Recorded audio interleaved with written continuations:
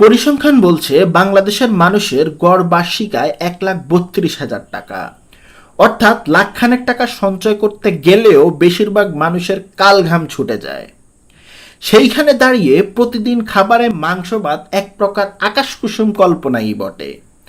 তবে এমনই রাজকীয়তার সঙ্গে দিন কাটায় গুজরাটের কুশকাল গ্রামের অর্জুন, কারমা, রাজা এবং লালসারা। না, এরা কেউই মানুষ নয়, সকলেই কুকুর। তবে তাদের সম্পত্তির কথা শুনলে রীতিমতো চমকে উঠবে যে কেউই। নাই নাই করে হলেও অন্তত 5 কোটি টাকার সম্পত্তি রয়েছে গুজরাটের বানসকাথা জেলার কুশকাল গ্রামের প্রতিটা কুকুরের। কি ভাবছেন কোনো ধনবান মালিক শখ করে তার বিদেশি কুকুরের নামে এত টাকার সম্পদ লিখে দিয়েছে? মোটেও তা নয়। ল্যাব্রেড, হাস্কি কিংবা জার্মান শেপার্ডের মতো দামি ব্রিড নয়, এরা সকলেই পথের কুকুর। তাহলে এখন হয়তো আর কোনো কিছুতেই হিসাব মিলছে না নিশ্চয়ই। বিষয়টা খুলে বলা যাক। তবে আপনারা যদি এই চ্যানেলের নতুন ভিউয়ার্স হয়ে থাকেন অবশ্যই চ্যানেলটি সাবস্ক্রাইব করে পাশে থাকবেন, আর যারা ফেসবুক থেকে ভিডিওটি দেখছেন অবশ্যই পেজটি ফলো দিয়ে রাখবেন। এই গল্পের শুরু খুঁজতে হলে পিছিয়ে যেতে হবে শতাধিক বছর পূর্বে। বানসকাথা জেলা তখন নবাব শাসন চলছে।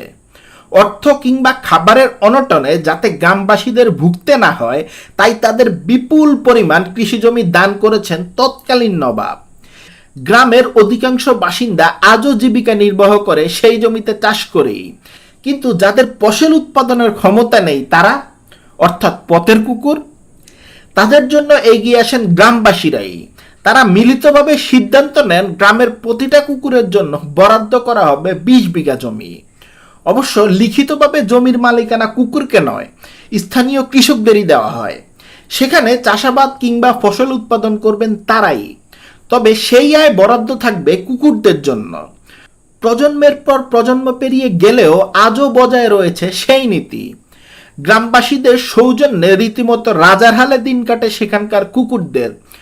শুধু এলাই খাওয়া দাওয়াই নয়, তাদের জন্য রয়েছে আলাদা থাকার ব্যবস্থা, বাসনপত্র ও অন্যান্য সরঞ্জামও। প্রতিদিন বিশেষভাবে হাঁড়িতে চড়ে তাদের জন্য খাবার।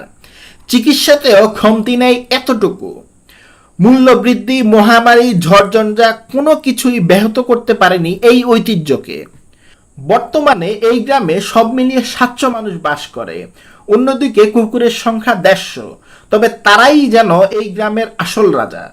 পশুর প্রতি কুশকালবাসীর এই অগাধ ভালোবাসা যেন পশুপ্রেমের নতুন দৃষ্টান্ত তৈরি করে। আপনারা যদি এই ধরনের আরো ইন্টারেস্টিং নতুন নতুন তথ্য পেতে চান অবশ্যই লাইক, কমেন্ট, শেয়ার এবং সাবস্ক্রাইব করে পাশে থাকবেন।